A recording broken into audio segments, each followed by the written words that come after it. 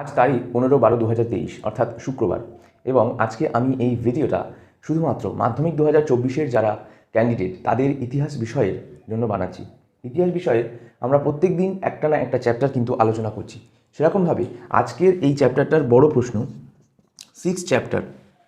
এই 6 চ্যাপ্টারের মান 4 ও মান 8, মান 4 ও মান 8-এ কোন কোন প্রশ্নগুলো আসবে বরাবর ক্লাস চলছে, তোমরা জানো কীরকমভাবে আমরা প্রশ্ন দিচ্ছি এবং কীরকমভাবে তার উত্তরও বিশ্লেষণ করে দিচ্ছি। ভিডিও কিন্তু ছোট হবে, 6 থেকে 7 মিনিটের। ঠিক আছে, তো 6 চ্যাপ্টারের নাম হচ্ছে বিংশ শতকের আন্দোলন, কৃষক, শ্রমিক ও বামপন্থী এই আন্দোলন, এই তিনটে তাদের বৈশিষ্ট্য ও পর্যালোচনা। বেশি দেরি করব না, এই অধ্যায় থেকে মান 4-এ কী কী প্রশ্ন আসবে দেখে নেব, তার উত্তরও কীভাবে লিখতে হবে বলে দেবো। তো মান 4-এ যে প্রশ্নগুলো এবছর মানে 2024 সালের যে 23 সালে যে টেস্ট পরীক্ষা হলো, অর্থাৎ 2024 সালের ফাইনাল পরীক্ষার্থীদের জন্য সেই টেস্ট পরীক্ষার মধ্যে বেশি করে দেখা গেছে এই চ্যাপ্টার থেকে প্রথমেই যেটা দিয়েছে সেটা হচ্ছে টিকা। সো টিকা কী আসবে বা কী আসবে টিকাতে প্রথম যেটা আসবে সেটা হচ্ছে একা আন্দোলন। একা আন্দোলন বলে যে টিকাটা, সেই টিকা কিন্তু এই চ্যাপ্টার থেকে আমাদেরকে দেবে বলেই এমনটা জানা যাচ্ছে। ক্লিয়ার?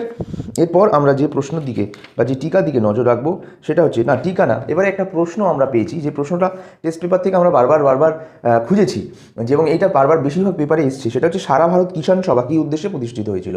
অর্থাৎ সারা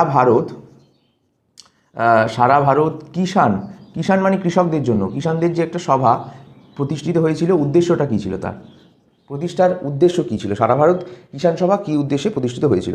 এরপর যদি আরেকবার জিজ্ঞেস করো যে দাদা টিকা আরেকটা কী আসবে একটু বলো, তাহলে বলবো কংগ্রেস সমাজপন্থী দল, কংগ্রেস সমাজতন্ত্রী দল, এই টিকাটাও 3 নম্বরে আসবে, কংগ্রেস সমাজতন্ত্রী দল। ঠিক আছে, তো এছাড়াও আরেকটা প্রশ্ন দেখা যাচ্ছে, তবে এই অধ্যায় থেকে খুব একটা গুরুত্বপূর্ণ কিছু নেই, টিকাইগুলো গুরুত্বপূর্ণ। তুমি প্রশ্ন চাইলে যদি না পড়তে চাও না পড়তে পারো এই অধ্যায় থেকে। এই অধ্যায় থেকে টিকা যেমন একা আন্দোলন, তারপরে কংগ্রেস সমাজতন্ত্রী দল, ঠিক আছে, আরেকটা টিকা দিচ্ছি মিরাট ষড়যন্ত্র মামলা, মিরাট ষড়যন্ত্র মামলা। তাহলে 3টে টিকা। এরপর আরেকটা টিকা আমি দেবো, সেই টিকা এই চ্যাপ্টার থেকে টিকাগুলো খুব ইম্পর্টেন্ট।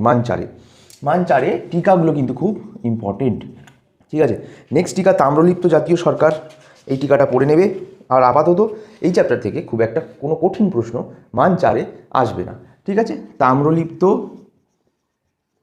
জাতীয় সরকার। এবারে তোমাদের মনে একটা প্রশ্ন আসবে যে দাদা তুমি তো প্রতিদিন ভিডিওতে ডিসকাস করে দাও উত্তর, আমি উত্তর এই ভিডিওতেও ডিসকাস করে দেবো। তো প্রথম টিকা যেটা বলেছিলাম একা আন্দোলন, কিভাবে উত্তর লিখবে, উত্তর লেখার সময় সবার প্রথমে কার নেতৃত্বে এই টিকাটা হয়েছিল সেটা নিয়ে 2 লাইন লিখবে। লেখার পর হেডিং করবে নামকরণ, এই টিকাটার নাম একা আন্দোলন কেন হলো, অন্য কিছুও তো হতে পারতো, একা আন্দোলনের নামকরণের গুরুত্বটা কী সেটা। 3 হচ্ছে কারণ, কি কারণ অ্যাকচুয়ালি, আর নেতৃত্ব কে নেতৃত্ব দিয়েছিল, আর এই এই আন্দোলন হওয়ার ফলে কি কি শপথনামা নেওয়া হয়েছিল ও বড় বড় ব্যক্তিদের বৈপ্লবিক কর্মকাণ্ড কী ছিল এই আন্দোলনে, এবং সবার শেষে এই আন্দোলনের অবসান কি করে হয়েছিল এটা শেষে লিখবে। নেক্সট প্রশ্ন দিয়েছিলাম সারা ভারত কিষাণ সভা কী উদ্দেশ্যে প্রতিষ্ঠিত হয়েছিল, এই প্রশ্নটা না পড়লেও চলবে। 3rd নম্বর টিকা যেটা দিয়েছি সেটা হচ্ছে কংগ্রেস সমাজতন্ত্রী দল, যে পদ্ধতিতে লিখতে বলেছি টিকা, তার প্রতিষ্ঠা, উদ্দেশ্য এবং কর্মকাণ্ড, সর্বশেষে অবসান। ঠিক আছে, এবং তারপরের প্রশ্ন দিয়েছি মিরাট ষড়যন্ত্র মামলা। মিরাট ষড়যন্ত্র মামলা কাকে বলে বা কেন মিরাট ষড়যন্ত্র মামলা বলা হয়, এই মামলার পটভূমি এবং কারা কারা অভিযুক্ত ছিল, এবং মামলার রায় কী হয়েছিল শেষমেশ, এবং এই মামলাটা নিয়ে মন্তব্য বিভিন্ন ঐতিহাসিকবিদদের কী সেটা লিখবে লাস্টে। এরপর তাম্রলিপ্ত জাতীয় সরকার সম্পর্কে প্রথমে প্রতিষ্ঠিত হয়েছিল কত সালে, কে করেছিল, কে নেতৃত্ব দিয়েছিল দ্বিতীয়তে লিখবে। তারপর এই তাম্রলিপ্ত জাতীয় সরকারের কর্মকাণ্ড কী ছিল, কী কী ক্রিয়াকলাপ করেছিল, এবং সর্বশেষে এই তাম্রলিপ্ত জাতীয় সরকারের অবসান কেন হলো বা কবে হলো। তাহলে আমাদের মান 4 বোঝা গেল। মান 8-এ চলে আসি। এই অধ্যায় থেকে মান 8-এ খুব একটা বড় প্রশ্ন আসে না, মানে খুব একটা ইম্পর্টেন্ট কিছু নেই। আমি যেগুলো আসতে পারে আমরা বেছেছি টেস্ট পেপারে, যেগুলো বারবার দেখেছি সেটা কিন্তু তোমাদেরকে দেওয়ার চেষ্টা করব। মাত্র 2টি প্রশ্ন দেবো, 2টির মধ্যে থেকে তোমরা যে কোনো একটি পড়তে পারো। প্রথম প্রশ্ন, ভারত ছাড়ো আন্দোলনে শ্রমিকদের ভূমিকা এবং ওয়ার্কার্স অ্যান্ড প্রেজেন্টস পার্টি সম্পর্কে একটি টিকা লেখো। ভারত ছাড়ো আন্দোলনে শ্রমিকদের ভূমিকা ভারত ছাড়ো আন্দোলনে শ্রমিকদের ভূমিকা পড়ে নেবে এই অধ্যায় থেকে। এর পাশাপাশি বিংশ শতকের ভারতে উপনিবেশ বিরোধী আন্দোলনে বামপন্থীদের কী ভূমিকা ছিল এটাও কিন্তু পড়তে ভুলো না।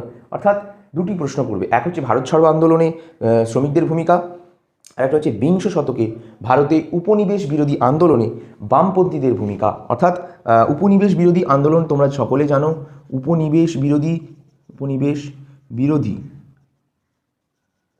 আন্দোলন, এবং এই আন্দোলনে উপনিবেশ বিরোধী আন্দোলনে সর্বপ্রথম তোমরা সকলে জানো এই উপনিবেশ বিরোধী আন্দোলনে বামপন্থীদের কি ভূমিকা ছিল, এই বামপন্থীদের কি ভূমিকা ছিল এটা কিন্তু অবশ্যই পড়ে নেবে, এটাও কিন্তু অবশ্যই আসবে।